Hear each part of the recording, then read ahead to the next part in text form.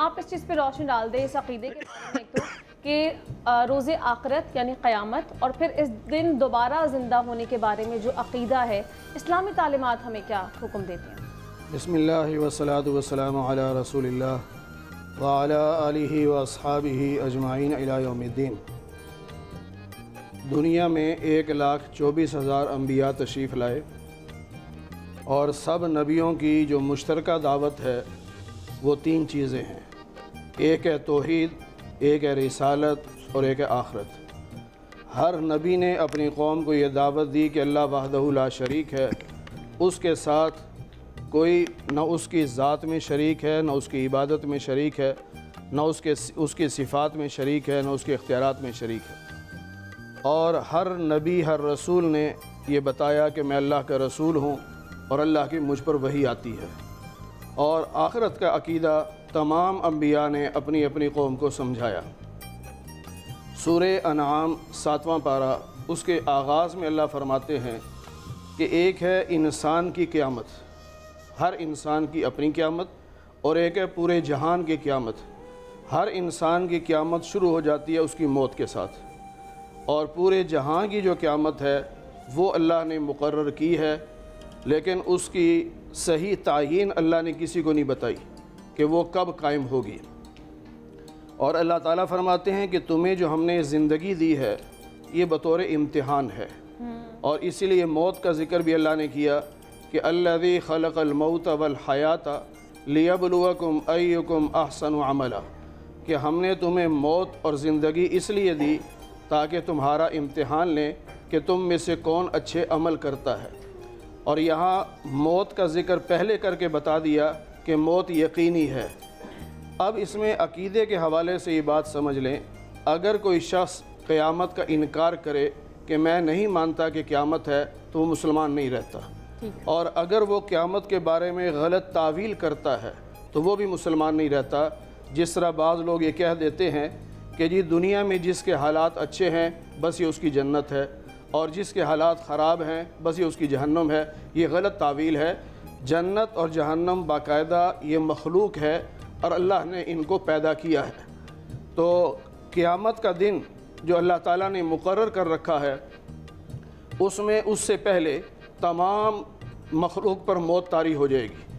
قیامت کے 2 حصے مقرر کیے ہیں، ایک کو نفخہ اولا کہتے ہیں، دوسرے کو نفخہ ثانیہ کہتے ہیں، یعنی پہلا سور پھونکا جائے گا اور دوسرا سور پھونکا جائے گا۔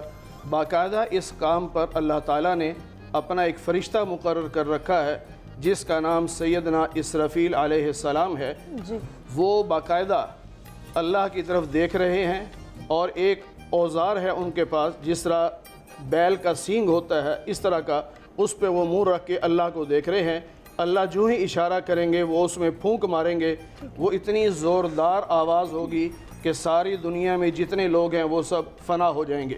اس لیے اللہ تعالیٰ نے 17ویں پارے میں سورہ حج کے آغاز میں فرمایا کہ یا ایھا الناس اتقوا ربکم ان زلزلۃ الساعۃ شیء عظیم، کہ قیامت کا جو زلزلہ ہے وہ بڑا سخت ہے۔ جب یہ قیامت یعنی قائم ہوگی، یعنی جب فنا ہوگا یہ سارا کچھ، اس وقت یہاں تک ہوگا کہ جو دودھ پلانے والی مائیں ہیں اپنے بچوں کو بھول جائیں گی، اور جو حاملہ ہیں ان کے حمل ضائع ہو جائیں گے، اور لوگ ایسے لگیں گے جیسے نشے میں ہیں۔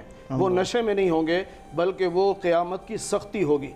یہ سب پر جب موت طاری ہوگی اس کے بعد 50 سال تک تقریباً مسلسل بارش برسے گی، اور 50 سال کے بعد دوبارہ سور پھونکا جائے گا، اور پھر سارے انسان اپنی قبروں سے نکل کر میدان محشر میں پہنچیں گے۔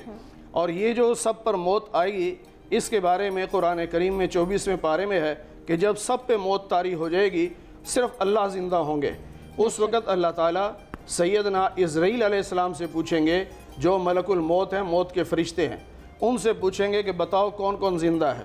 وہ کہیں گے یا اللہ آپ زندہ ہیں یا میں زندہ ہوں، باقی سب پہ موت طاری ہو چکی۔ تو اللہ فرمائیں گے تم بھی مر جاؤ۔ اب ان پہ بھی موت آ گئی، اب صرف اللہ کی ذات زندہ ہے۔ تو اللہ فرمائیں گے لمن الملک اليوم، بتاؤ آج کس کی بادشاہت ہے۔